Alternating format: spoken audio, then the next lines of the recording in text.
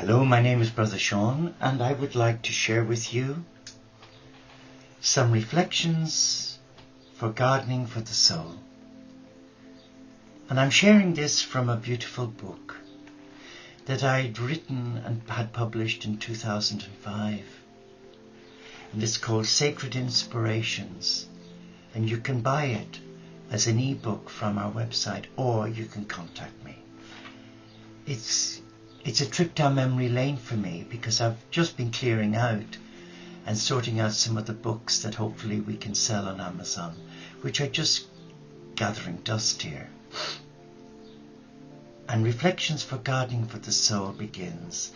As with the seasons, our spirits undergo many changes before it unfolds as a flower of exquisite beauty in the presence of our God Goddess. Soul gardening is about discerning what sacred tools we can use to boost our conversations with the divine. Here is my spirit to use benefit the divine landscape for others to embrace you. Connecting with our angels in nature's sacred landscapes opens the door to divine connectedness. Silence is the sister of the divine. We are called to this silence where beauty can entrap us forevermore. Not beautiful. Knowing who we are is knowing who you are, and knowing that we are one. Everything that has been ever created by God is a gift of unconditional divine love for you. Taste and see that the fruits of spirit are within your grasp. Open your arms to receive them. Learning to embrace the divine within ourselves is opening our hearts to eternal love. When I breathe air into my lungs, I am breathing in the air of the angelic realms. Seasons come and seasons go, but the love of our divine God remains unchangeable and is forever steadfast in our tomorrows. Mother Nature demands that we reverence the hands that sustains the elements.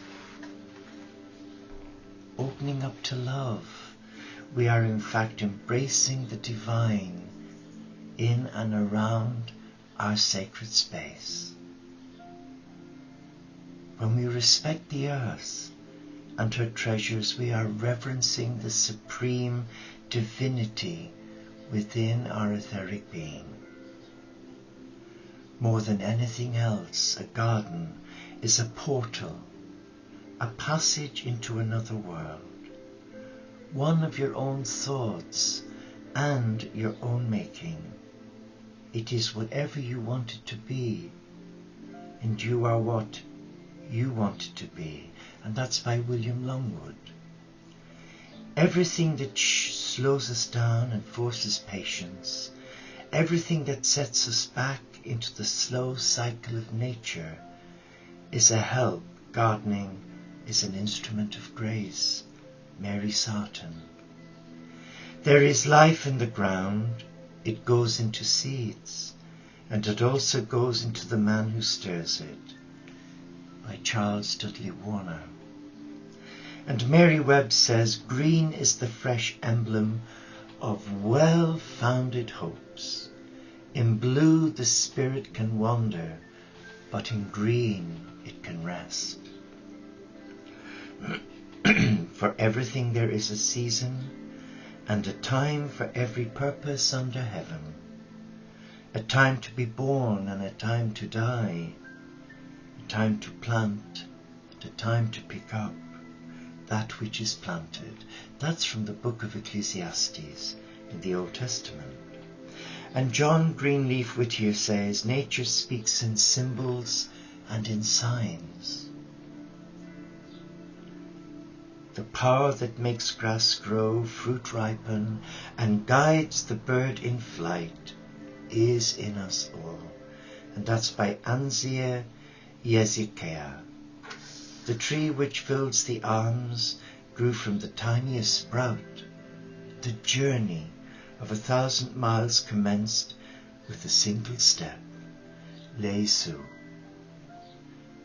The garden and I have a relationship which means that the longer it goes on, the more I surround myself with the mental space and, should I want it, self-discovery. And that's from Mirabel Osler. But Thomas Merton says, if you love truth, be a lover of silence. Silence, like the sunlight, will illuminate you in God. Beautiful. Whatever peace I know rests in the natural world, in feeling myself a part of it, even in a small way. And that's by Mary Sarton again. A wise man should consider that health is the greatest of human blessings, and learn how, by his own thoughts, to derive benefit from his illness. Hippocrates. And Daitu Koshushi says, inside the sacred fence before which I bow, there must be a pond filled with clear water. As my mind moon becomes bright, I see its shadow reflected in the water. And here I've said, two silken moon strands arc at the still water's edge, earthbound, souls aloft. I don't remember writing that, but there you go.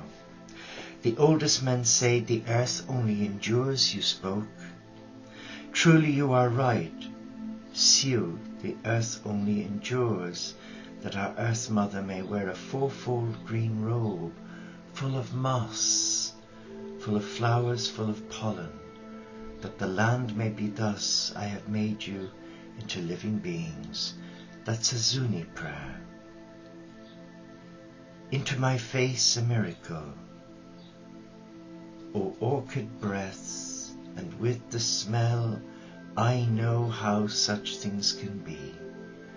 I breathe my soul back to me, by Edna St. Vincent Millay.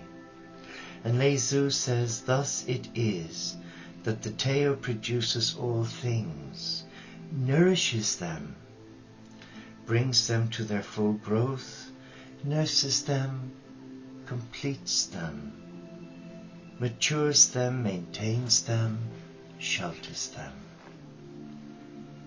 And William Butler Yeats says, I see my life go drifting like a river, from change to change.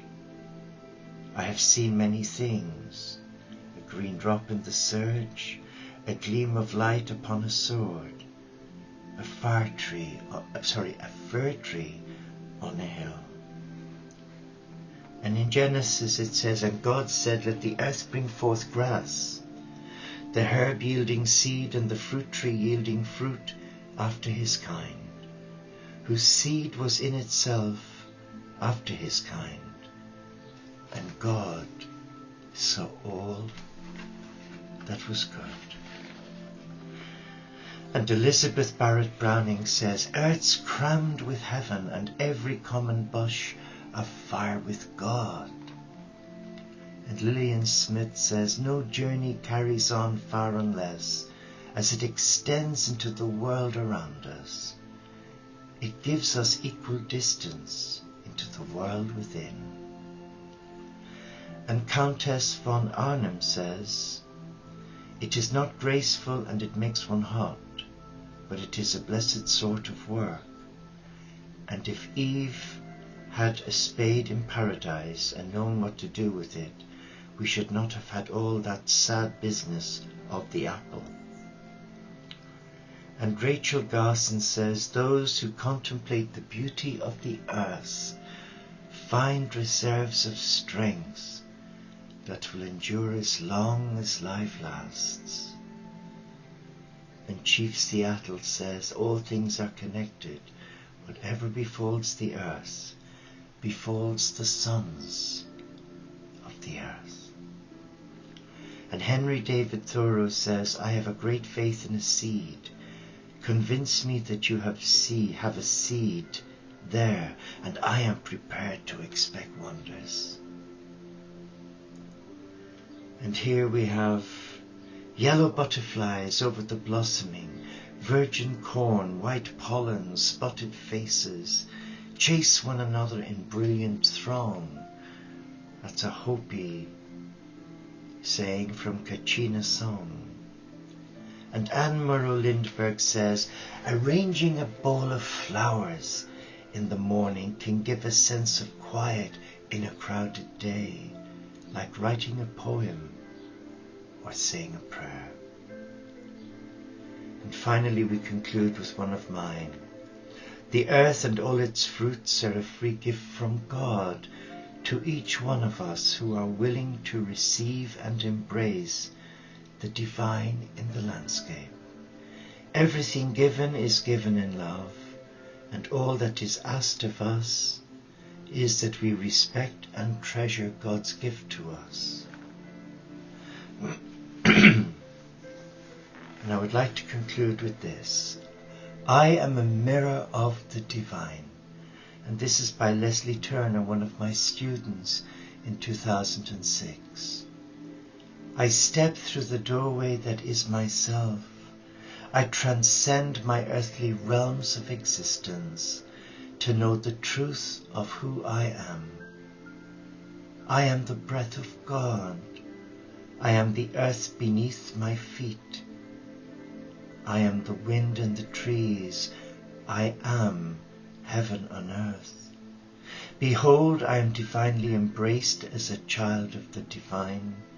I realize I am still, I am God. I am one with all creation. I am the heartbeat of the world, pumping the joy of the divine through the hearts of humanity. May we embrace our divinity and return home. And I'm tempted to read one of Patricia Downcoat-Robles because it's lovely.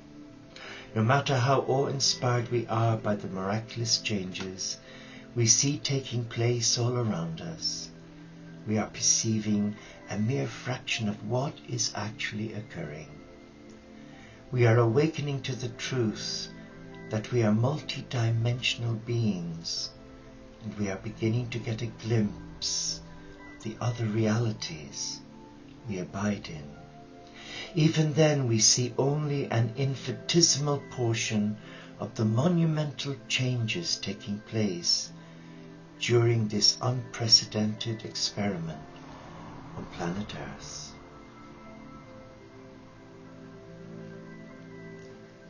And I'm going to conclude with a message from Saint-Germain. There is no course to learn how to channel divine energy other than the cleanliness of one's own heart. So perhaps as much as we should consider everything, then balance and perfection will be within our reach. And that was taken from this beautiful little book, written all those years ago. And that's given me a kick in my step today, because I was feeling a little bit bewildered and confused earlier on. But going back in time, well, I hope it's helped you. Have a beautiful day, but enjoy your garden. Enjoy the landscape, for they are the cathedral of God. It is there where I find my God. Namaste.